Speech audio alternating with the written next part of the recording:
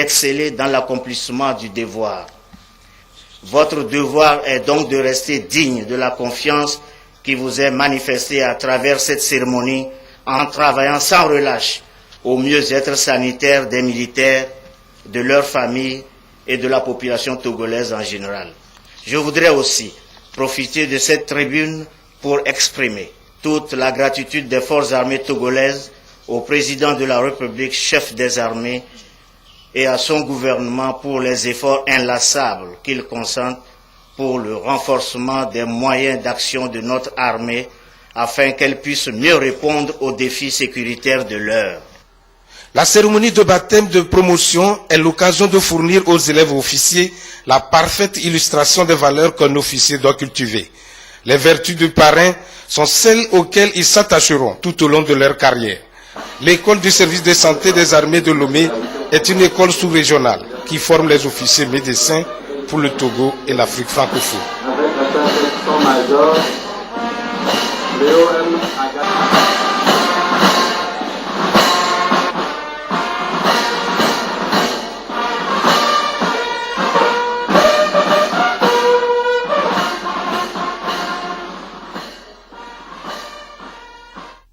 De jeunes officiers futurs protecteurs des populations les plus vulnérables, surtout en matière de soins de santé. Le droit à la santé est un principe universellement reconnu, tout comme les autres droits cités dans la Déclaration universelle des droits de l'homme de 1948. Le 10 décembre dernier a marqué le 65e anniversaire de cette charte qui valorise l'être humain et lui reconnaît des principes sacro-saints. L'événement a été marqué par des activités de sensibilisation organisées par la Commission nationale des droits de l'homme à Zafi dans le Yoto. Apollinaire Kadanga. Pour marquer le 65e anniversaire de la Déclaration universelle des droits de l'homme, la CNDH, institution nationale en charge de la protection et de la promotion des droits de l'homme et des libertés fondamentales, a choisi de se faire connaître davantage par les citoyens des contrées les plus reculées du Togo. Citoyens qui, pour la plupart, ignorent l'existence des institutions devant protéger leurs droits. Les populations de Zafi, dans la préfecture de Yoto, ont eu à cet effet l'honneur d'accueillir les membres de la Commission nationale des droits de l'homme. Le 10 décembre de chaque année, on célèbre la Journée internationale des droits de l'homme. Cette année, nous avons voulu sortir de Lomé pour venir rencontrer les populations de l'intérieur, pour leur faire connaître d'abord le fondement de la Journée internationale des droits de l'homme. Ensuite, les sensibiliser sur leurs droits et leurs devoirs, afin qu'ils les connaissent mieux, les respectent et les fassent respecter autour d'eux dans leur environnement quotidien. Donc notre objectif, c'est de faire rentrer la question des droits de l'homme dans la population togolaise, y compris la population en zone rurale. Nous voulons faire le bilan sur un certain nombre de droits qui sont acquis désormais dans notre pays et dire que ces droits ne peuvent pas être acquis de façon spontanée parce que la quête du respect des droits de l'homme est une construction permanente. 3 communications suivies de questions-débats ont permis au président de la CNDH, Alilou Cissé, et sa suite d'éclairer les populations sur cette question complexe et vaste des droits de l'homme. Même son de cloche auprès du réseau des associations et ONG togolaises pour l'éducation aux droits humains qui a relayé l'écho de cette célébration par des klaxons de moto et des sirènes de véhicules à travers les rues de Kara. Nestor Mouzou. Il a été très visible le 10 décembre dernier à Kara. Le Raouted a manifesté dans les rues de la ville à travers une caravane. Le réseau des associations et ONG togolaises pour l'éducation aux droits humains fête les 65 ans de la Déclaration universelle des droits de l'homme. Par moment, la caravane a marqué des arrêts. Occasion pour les responsables du Raouted de livrer leur message au public qu'ils ont en face.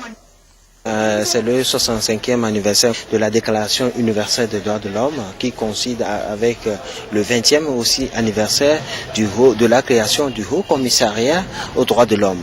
cet organisme veille à la promotion et à la protection des droits de l'homme.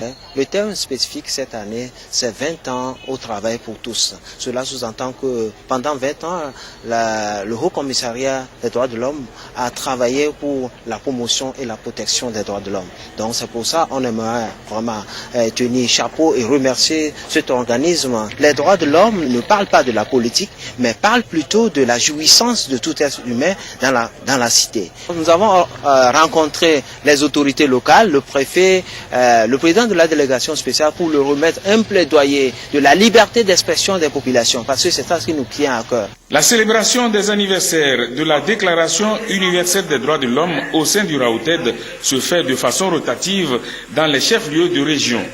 Cette année, Kara a succédé à la ville de Sokodé dans la région centrale. Encore merci, toutes nos félicitations. Et dans cette nouvelle ère de défense des droits de l'homme, un accent particulier est mis sur la promotion et la protection des femmes. Promotion en matière de scolarisation, d'insertion sociale et protection dans le sens de la lutte contre certains abus dont elles sont souvent victimes. Le Grand Aune dans l'extrême nord du Togo est souvent la cible de campagnes de sensibilisation menées en ce sens. Nous y reviendrons dans nos prochaines éditions. Et quand les femmes sont malheureuses au foyer, privation d'héritage, interdiction même par certains maris de travailler, cela rejaillit sur toute leur communauté et surtout sur leurs enfants. Mais certains de ces enfants, peut-être prenant conscience de leur situation, arrivent quand même à tirer leur épingle du jeu et excellent à l'école. Le ministère de l'Action sociale, avec l'appui de ses partenaires, est souvent à la recherche de ces génies qui émergent en milieu défavorisé pour les encourager, les stimuler par des cadeaux. C'était le cas cette semaine à Baie et à Baguida. Christine Pichikialouté. Des kits scolaires et des bourses d'études destinées à près de 600 filles du primaire, du collège et du lycée issus des familles démunies dans le canton de Baguida et de Baie. Un geste du ministère de l'Action sociale, de la promotion de la femme et de l'alphabétisation qui par la même occasion a octroyé des prix d'encouragement à 24 meilleurs élèves au CEPD, dont 19 filles, pour inciter les jeunes apprenants à la culture de l'excellence. On nous a donné cette enveloppe parce que je suis la première fille au centre avec une moyenne de 19,64.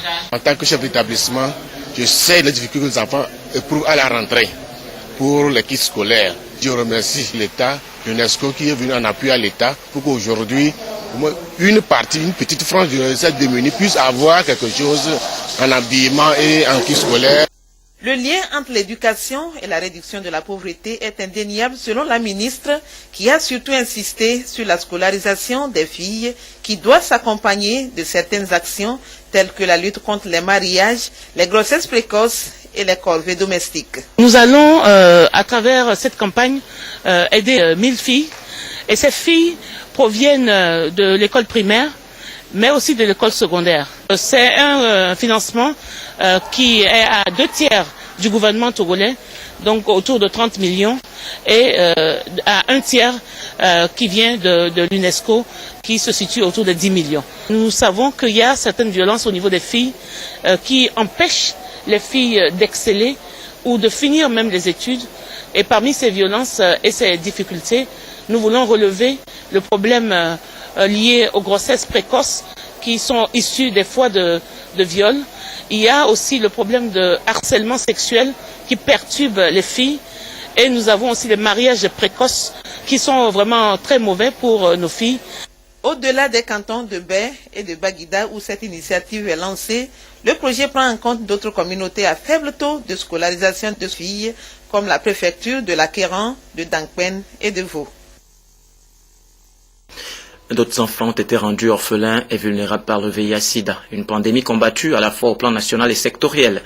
Le point focal anti-Sida de l'enseignement supérieur et de la recherche est en session de plaidoyer et de mobilisation des décideurs sur la situation de la maladie au Togo. Arnold Kiliou.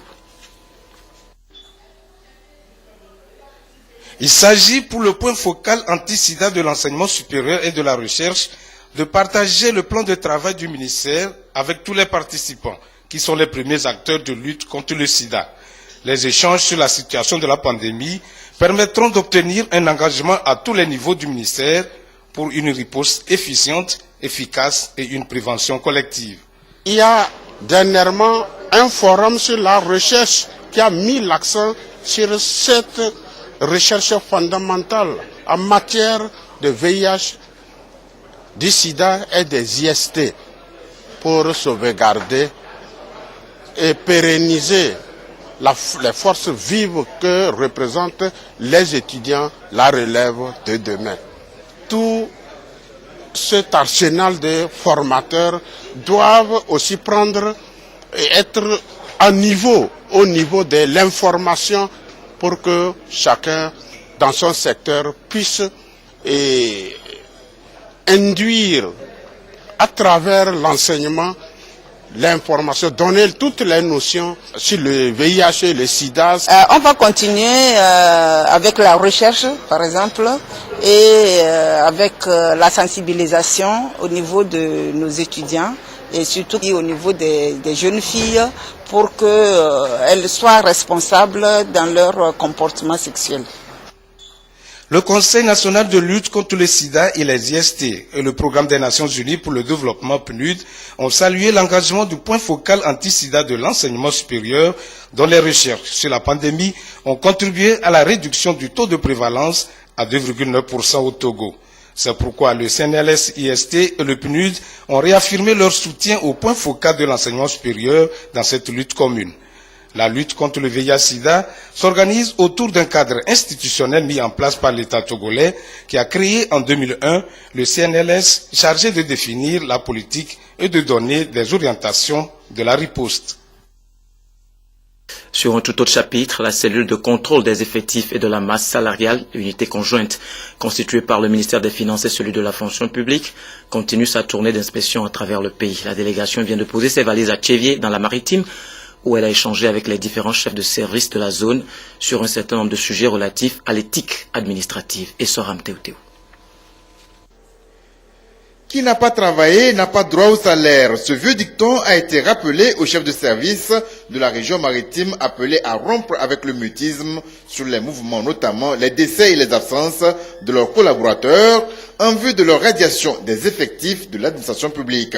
Moi, personnellement, je viens de leur adresser mes félicitations et saluer cette initiative. Parce qu'il faut que chacun prenne ses responsabilités.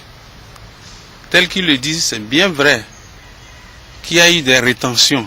Il y a eu des rétentions parce que quelquefois ça dépend du retard dans le courrier, quelquefois ça dépend de la malhonnêteté des autres. Et donc cette initiative est à saluer. Et donc nous adhérons, pleinement d'ailleurs.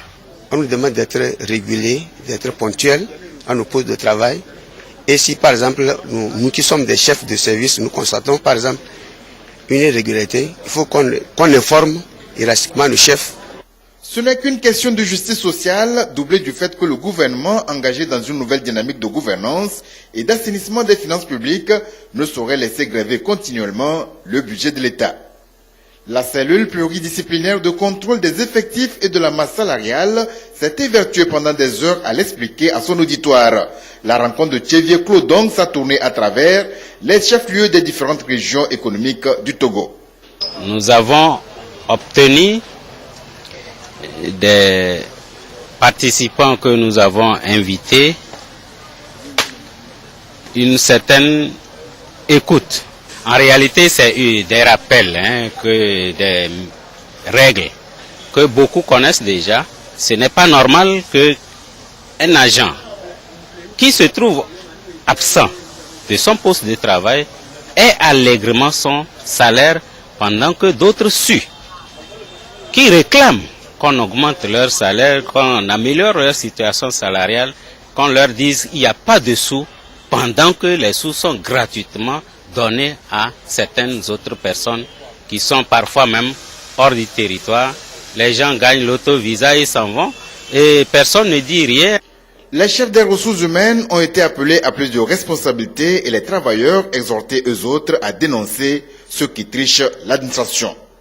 Message reçu, mais la sécurisation des sources d'information a été la grande préoccupation de l'auditoire. Quand vous nous envoyez, vous n'avez pas à craindre. Et on ne va pas donner votre nom, que c'est vous qui avez passé l'information. Vous êtes protégés. Nous avons des canaux pour vous protéger. Ce qui est sûr, c'est qu'on ne va pas donner votre nom. La cellule a son adresse électronique. C'est le cce-mstogo@yahoo.fr. Après donc cette phase de sensibilisation, des visites inopinées aux différentes administrations publiques sont au répertoire des stratégies de la cellule. Une nouvelle unité syndicale dans l'administration togolaise, le SINAMFOP, syndicat national du ministère de la fonction publique, vient d'être constitué avec pour mission bien évidemment de défendre les droits des travailleurs. Nous retrouvons Essoram Théothéo. La nécessité de travailler de façon synergique pour la défense de leurs intérêts et pour l'amélioration de leurs conditions de vie et de travail a fait l'unanimité au sein des agents du ministère de la fonction publique. Le congrès constitutif de leur syndicat, le syndicat national du ministère de la fonction publique, a été donc l'occasion pour eux de se doter de cadres juridiques et d'un bureau de 11 membres avec pour secrétaire général Célestin Amaï. Motivation sans simple puisque le ministère de la fonction publique reste le ministère clé qui détient les services phares de l'État. Mais vous allez voir que ce ministère-là se vide. Quand nous recrutons les gens, nous les formons à l'ENA, nous les avançons, mais à la fin, ils nous quittent. Si bien qu'on a l'impression que si rien n'est fait à temps réel, le ministère deviendra fonction poubelle plutôt que fonction publique. Donc c'est pourquoi nous avons constitué ce syndicat pour pouvoir aller en journée de réflexion et penser quelque chose de potable qui puisse nous arranger tous, et même à l'État.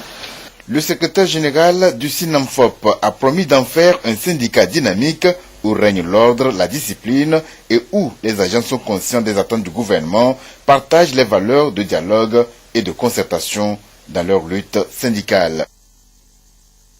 En Tunisie, la principale centrale syndicale est toujours à pied d'œuvre pour concilier les formations politiques en vue de dénouer la crise qui secoue le pays.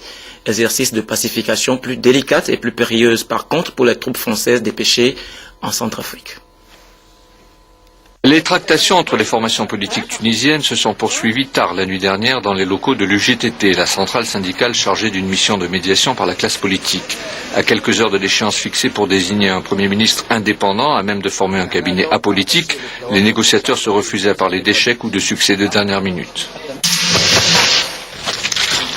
Visite de 24 heures vendredi en Centrafrique pour le ministre français de la Défense. À Bangui d'abord, puis à Bossangoa, Jean-Yves Le Drian a insisté sur les impératifs sécuritaires et humanitaires de l'intervention française en RCA.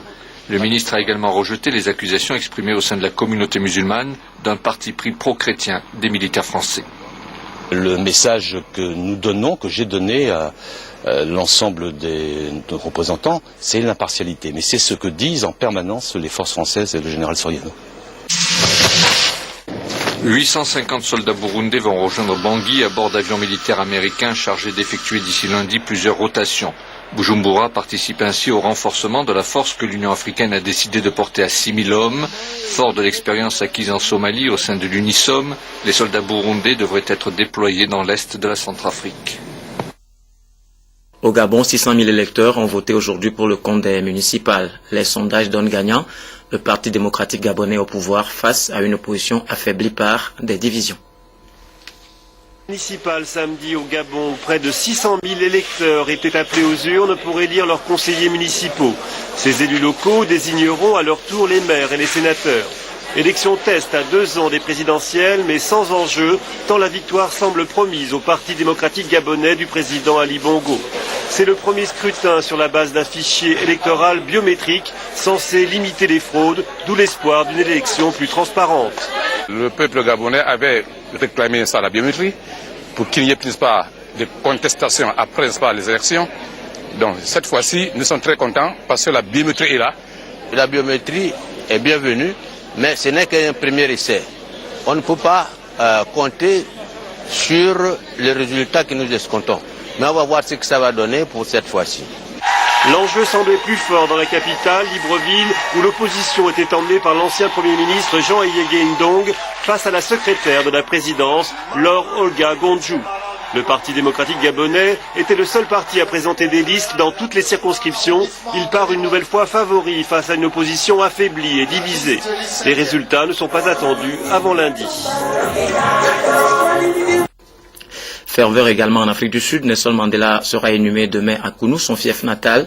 Mais avant cet ultime rituel qui aura lieu dans une stricte intimité familiale, sa famille politique, l'ANC, lui a rendu un hommage bien mérité. Il est 13h30 lorsque l'Hercule C-130 qui transporte la dépouille de Nelson Mandela atterrit sur le petit aéroport de Mthatha. Porté par des vétérans de la branche armée de l'ANC, l'icône mondiale de la réconciliation entame son dernier voyage. Entre l'aéroport et Kounou, son village natal, où il sera enterré demain, une trentaine de kilomètres. Une route au bord de laquelle la foule s'est massée dès l'aube pour un ultime au revoir. Je suis triste, mais d'un autre côté, je suis contente. Il a fait tellement de choses pour nous, les enfants d'Afrique du Sud. On lui en est reconnaissant. Pour moi, c'est sûr, il va aller au paradis. Dieu accueille les meilleurs d'entre nous au paradis. Quelques heures plus tôt à Pretoria, c'est sa famille politique qui lui a rendu un ultime hommage. Sur le cercueil, le drapeau de l'Afrique du Sud a laissé place aux couleurs de l'ANC, la bannière sous laquelle Nelson Mandela a mené tous ses combats. Autour de sa veuve Graça Machel et de son ex-femme Winnie Mandela, l'état-major de l'ANC est là. Les anciens compagnons de lutte du Parti communiste et du syndicat COSATU aussi. Nous voulons te dire, Madiba, pars en paix, Tata. Tu as rempli ton rôle. Tu as apporté ta pierre à l'édifice. La page des hommages officiels est désormais tournée. Demain, Nelson Mandela sera inhumé chez lui, auprès de ses parents et de 3 de ses enfants. Une cérémonie traditionnelle à laquelle seule sa famille et plusieurs dizaines de dignitaires pourront assister. Minute de silence également en mémoire du héros sud-africain à Kara, dans le nord Togo. C'est à l'occasion du lancement de la 8e édition du Festival des Divinités Noires, une porte ouverte sur les sociétés initiatiques de l'Afrique noire. Nestor Rousseau. Une minute de silence en mémoire de Nelson Mandela.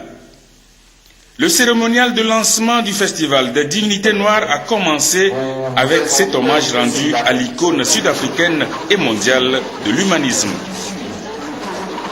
Kara est le point de départ, cette fois-ci du désormais rendez-vous annuel braqué sur les divinités noires.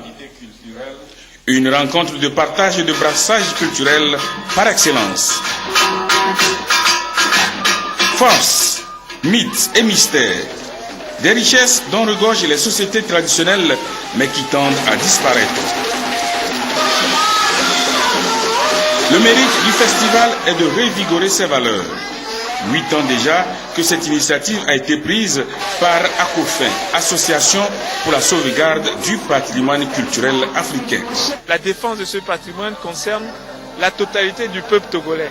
Ce n'est pas une affaire d'une région, c'est tout le peuple qui est concerné. C'est le festival des sociétés initiatiques. Ces sociétés initiatiques montrent ce qu'elles veulent à la population, aux non-initiés. Donc ce sont des chants et des danses que l'on monte aux profanes. Le reste est caché. Ce qui se passe dans les couvents, ce qui se passe dans les bois sacrés, reste dans les bois sacrés. Pourquoi on vient à Kara? C'est pour remercier nos parents qui se sont toujours déplacés pour aller au Festival des Divinités Noires. Il y a des gens qui ne peuvent pas faire le voyage. C'est pour eux que nous sommes venus ici, pour qu'ils voient ce que nous réalisons.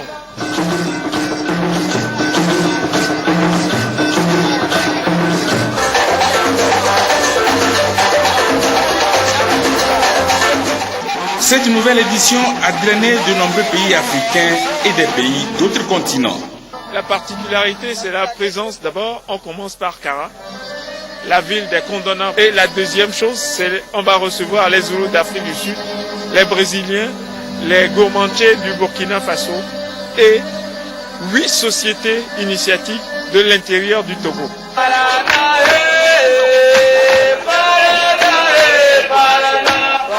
Ce n'est qu'un échantillon qui a été présenté au public de Kara. Le reste à découvrir ou à redécouvrir à Glidji. La cérémonie d'ouverture à Glidji, c'est dimanche. Les projecteurs du festival y seront allumés jusqu'au 22 décembre prochain.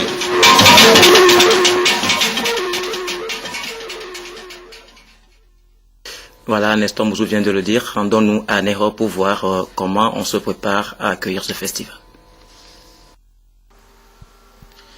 C'est un véritable chantier qui est ouvert à la place Akofin à Nero. Menuisiers et maçons s'acharnent pour que la place soit opérationnelle d'ici le lundi 16 décembre 2013. Mais avant cela, dimanche déjà, le 8e festival des divinités noires s'ouvre à Gbatomé avec le défilé des couvents et sociétés initiatiques. Ici, tout est fin prêt. Devenue la capitale du festival des divinités noires, Anéro attend de pied ferme l'événement. On attend le jour J d'accueillir d'abord les frères qui viendront de l'Est à l'Ouest, ainsi de suite. Nous sommes prêts à les accueillir. Et c'est une grande joie pour nous de les recevoir dans notre cité Gain à Nero. Parce que précisément dit, Akofin a vraiment nettoyé nos yeux et ça nous permet de valoriser aussi notre tradition.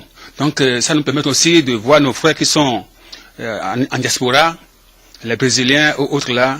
Bon, je ne les ai jamais vus, mais en ce match d'Akofin, je les ai rencontrés 2 ou 3 fois. Et on a causé, on a changé des idées. C'est un moment pour nous, en tant qu'Africains, de s'échanger et de connaître la culture des uns des autres.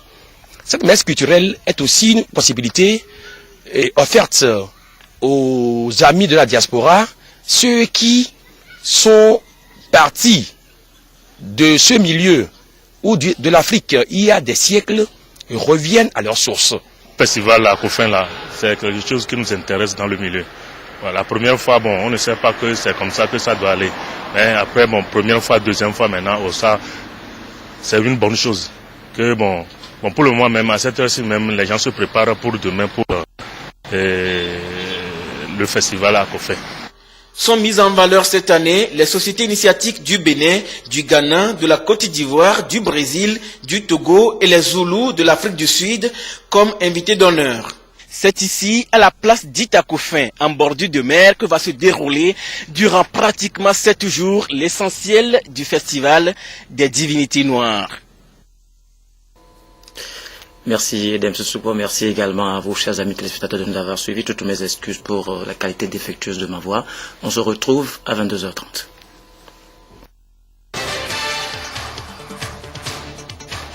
Cette édition a été essentiellement consacrée aux activités qui ont marqué le 65e anniversaire de la Déclaration universelle des droits de l'homme du 10 décembre 1948. La CNDH était à Zafi dans le Yoto et d'autres organisations de la société civile ont organisé des caravanes dans la Kosa. C'est parti pour la 8e édition du Festival des divinités noires. Le ton a été donné à Kara. L'apothéose est prévue à Anéro. À l'affiche, plusieurs jours de démonstrations mystiques d'Afrique et d'ailleurs. Demain, l'Afrique du Sud enterre son héros immortel à Kounou. Avant d'être porté en terre dans la stricte intimité familiale, Nelson Mandela a eu droit à un dernier hommage ce samedi de la part de son parti, l'ANC.